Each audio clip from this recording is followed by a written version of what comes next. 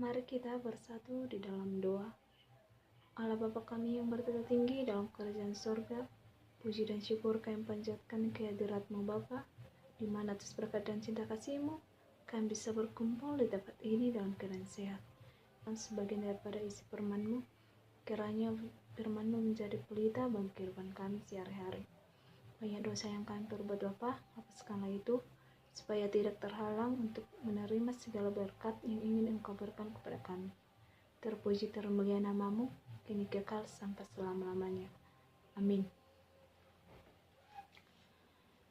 Saudara-saudara yang dikasihi Tuhan, tema kita pada pagi hari ini yaitu Allah tempat perlindungan dan kekuatan kita.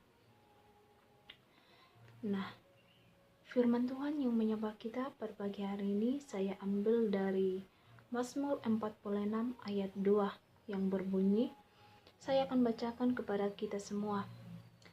Allah itu bagi kita tempat perlindungan dan kekuatan, sebagai penolong dalam kesesakan sangat terbukti. Saudara-saudara yang dikasihi Tuhan, setiap manusia di dunia ini pasti pernah melewati masa yang sulit.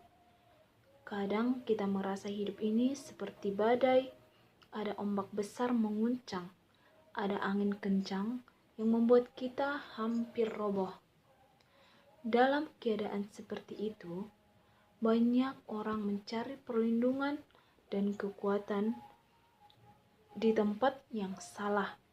Ada yang mencari pada kekayaan, jabatan, teman, bahkan dirinya sendiri.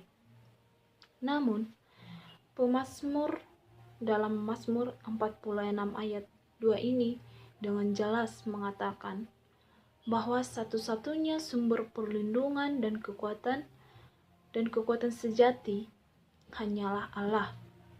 Ia berkata, Allah itu bagi kita tempat perlindungan dan kekuatan, sebagai penolong dalam kesesakan sangat terbukti. Nah, di ayat ini dikatakan, ayat ini bukan hanya sebuah pernyataan iman, tetapi juga sebuah pengalaman pribadi dari pemazmur yang telah melihat dan merasakan bagaimana Allah bekerja menolong umat-Nya di tengah tekanan dan bahaya. Kita buat isi pemazmur membuka dengan kalimat Allah itu bagi kita tempat perlindungan. Kata tempat perlindungan di sini menggambarkan benteng yang kokoh, tempat seseorang berlari saat dikejar musuh atau ketika bahaya datang. Dalam kehidupan sehari-hari, bahaya itu bisa berupa masalah, penderitaan, atau tekanan batin. Ketika dunia tidak lagi aman, ketika manusia tidak bisa diandalkan, Tuhan menjadi benteng yang tak tergoyahkan. Ia tidak pernah berubah meskipun keadaan berubah.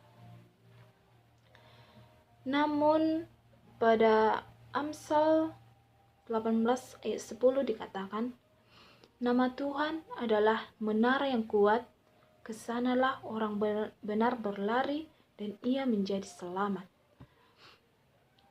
Artinya, ketika hati kita penuh ketakutan, kita bisa berlari kepada Tuhan dan menemukan rasa aman di dalamnya. Saudara-saudari, dunia ini penuh dengan ketidakpastian. Penyakit bisa datang tiba-tiba, pekerjaan bisa hilang, dan hubungan bisa rusak. Tetapi, Tuhan adalah tempat perlindungan yang tidak terguncang oleh situasi apapun. Banyak orang hanya mencari Tuhan ketika sudah terdesak. Namun, pemazmur mengajarkan bahwa Tuhan harus menjadi tempat perlindungan pertama, bukan yang terakhir. Saat kita menjadikan Tuhan pusat hidup kita, maka apapun badai yang datang, kita tetap berdiri teguh.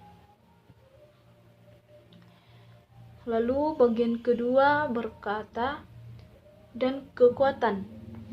Artinya, Tuhan bukan hanya melindungi kita dari luar, tetapi juga memperkuat kita dari dalam. Kekuatan yang Tuhan berikan bukan sekadar tenaga fisik, melainkan kekuatan rohani, kekuatan iman, kekuatan untuk bertahan dan percaya walau keadaan tampak gelap. Nah, dalam Yesaya 40 ayat 31 dikatakan, tetapi orang-orang yang menanti-nantikan Tuhan mendapat kekuatan baru. Saudara-saudari, seringkali kita merasa letih berpikir, letih berjuang, letih berharap.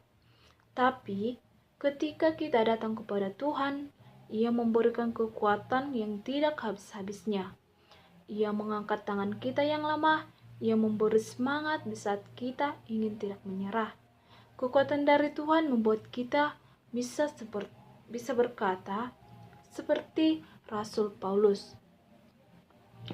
Saudara, kekuatan dari Tuhan bukan untuk menghindar dari masalah, tetapi untuk berdiri teguh di tengah masalah.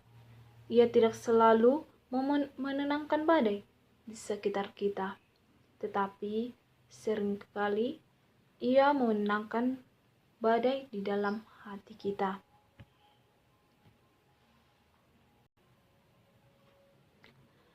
Pemazmur menutup dengan kalimat yang sangat indah. Sebagai penolong dalam kesesakan sangat terbukti. Kata sangat terbukti menunjukkan pengalaman. Artinya, pemazmur pernah melihat dan mengalami sendiri bagaimana Tuhan turun tangan dalam situasi sulit. Tuhan bukan hanya mendengar doa kita, tapi Ia bertindak nyata. Kadang pertolongan Tuhan tidak datang dengan cara yang kita harapkan, tetapi selalu datang pada waktu yang tepat. Ia menolong kita bukan dengan cara dunia, tapi dengan cara yang membawa kemuliaan bagi namanya. Dengan demikian juga dengan kita hari ini, Tuhan mungkin tidak selalu menghapus masalah kita, tapi Ia selalu hadir di dalamnya. Itulah sebabnya pemazmur berkata sangat terbukti, karena Tuhan yang dulu menolong adalah Tuhan yang sama menolong kita pada hari ini.